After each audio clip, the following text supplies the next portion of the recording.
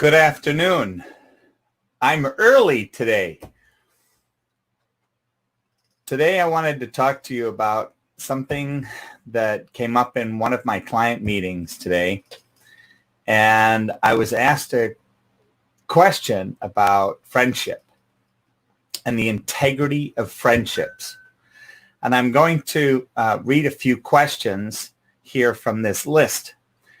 And this is also in the description of the video for those of you that come and see this later. Are your friends true friends, or are they using you? Are they trustworthy? Would they really go to bat for you even if your views differed? How secure are you in your friendships? During this pandemic, are you discovering the true colors of your friendships? How do you communicate, and what is the level of integrity with your friendships? That's what we're going to talk about today. That's what we're going to discuss. And I am super excited to talk about this as I have personally been experiencing over the past couple of years. Who are my friends? Who are the people that I can trust with what's important to me? Who are the friends that I can trust with my views, even if they're different from theirs? That they have the personal integrity and fortitude to hear my view, acknowledge my view, and appreciate my view. Not agree with it. I didn't say agree. I said appreciate. For me, the people I call friends, that's who I am for them.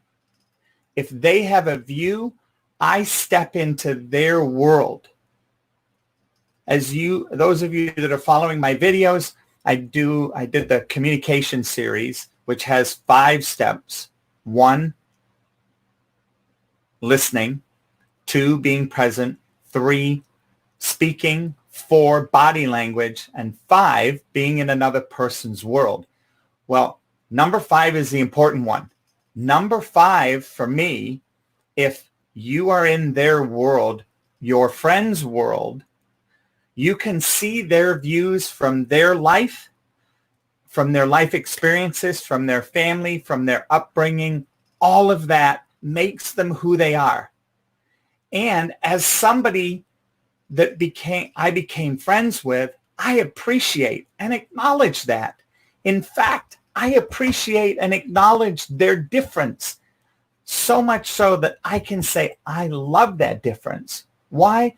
I don't want to have my friend be exactly like me. I don't know about the rest of you, but I get to look myself in the mirror. I don't know if I want to see another one of me and compete, have conversations, deal with another person of me. I'm difficult enough. I'm a hard enough critic with the one me in the mirror. Integrity, friendship. What is that? What is the level of friendship that suddenly says, you have a different view of me. I no longer want to be your friend. I can't agree with your difference, and I so hate it that I'm going to destroy our friendship over that. Wow. Is that small-minded? That is not only small-minded, that is crippling. You know, I've always heard been a saying, and my parents said, you know, if you have one true friend when you die, you're lucky. As I get older, I'm starting to understand that.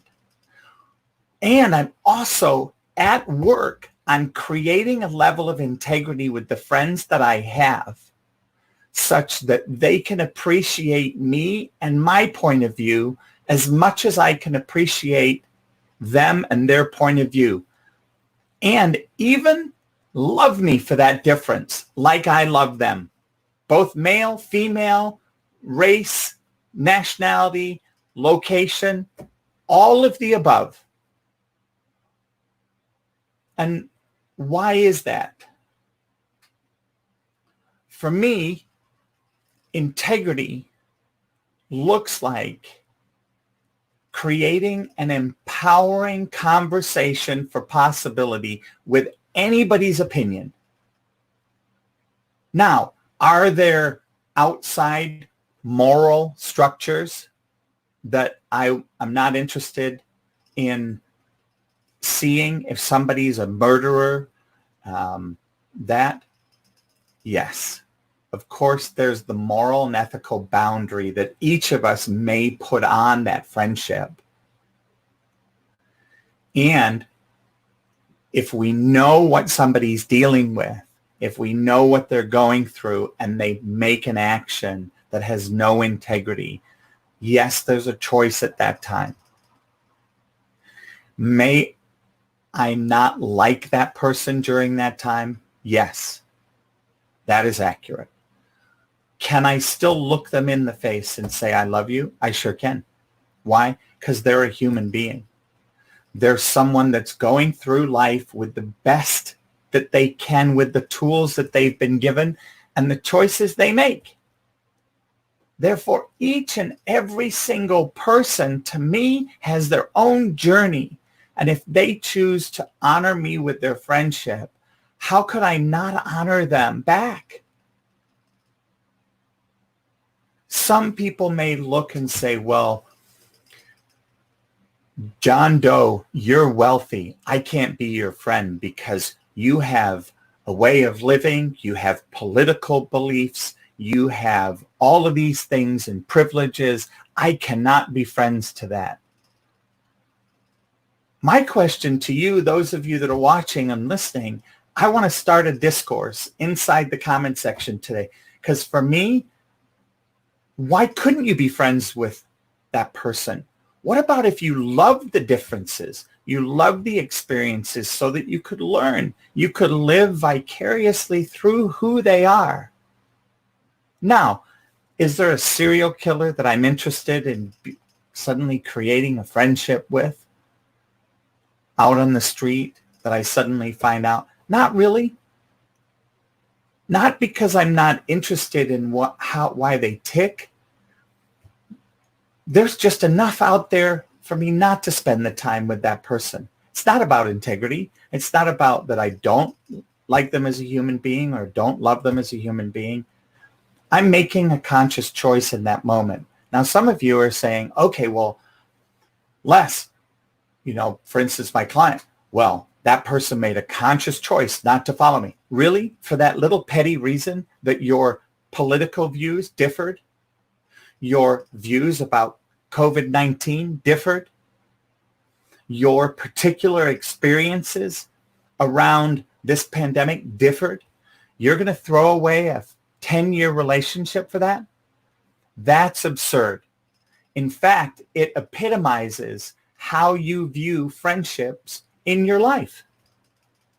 Perhaps in that moment, we take a look at and be responsible for who are we as a friend? How do we contribute?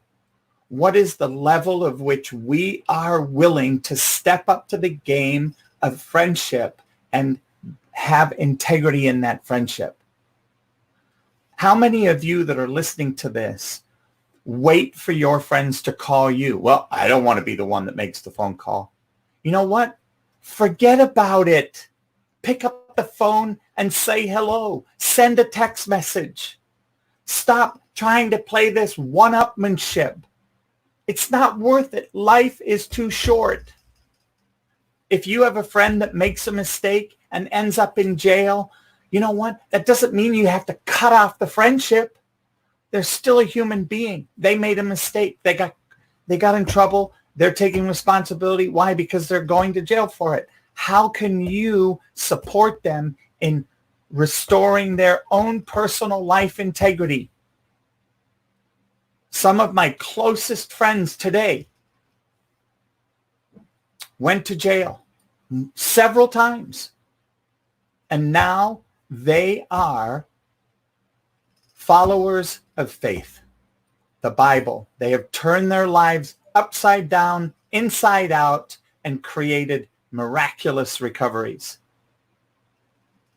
Those are the people that I'm interested in being friends with. Why? Because I know they give me humanity by allowing me to make mistakes and not throw away my friendship and still love and honor who I am. As a fellow Christian, even better. Some of you are familiar with the phrase WWJD. What would Jesus do? I'm going to challenge all of you, whether you're Christian or not. You know who Jesus Christ is, whether you believe in him as a religious figure or not, doesn't matter. The challenge I give to you today is, given who Jesus Christ was supported to be and who he was in the world in that day, what would he do? I want you to live with that filter. I want you to look at your friendships. Are you connected to your friendships that way? Are you true to your friendships that way? Are you staying in touch? Are you living with integrity with your friendships? There's the challenge. Thanks for listening. Got a little long-winded today. I appreciate all of you. God bless, and have a blessed end of your week, and look forward to seeing you again tomorrow. Coaching with Les has doubled my practice. If you have any struggles in your business or your personal life, Les is your guy. He's logical, he's empathetic, he has passion for helping people, and his ideas are genuinely thoughtful. So if you're looking for a business coach with integrity, choose Les Still.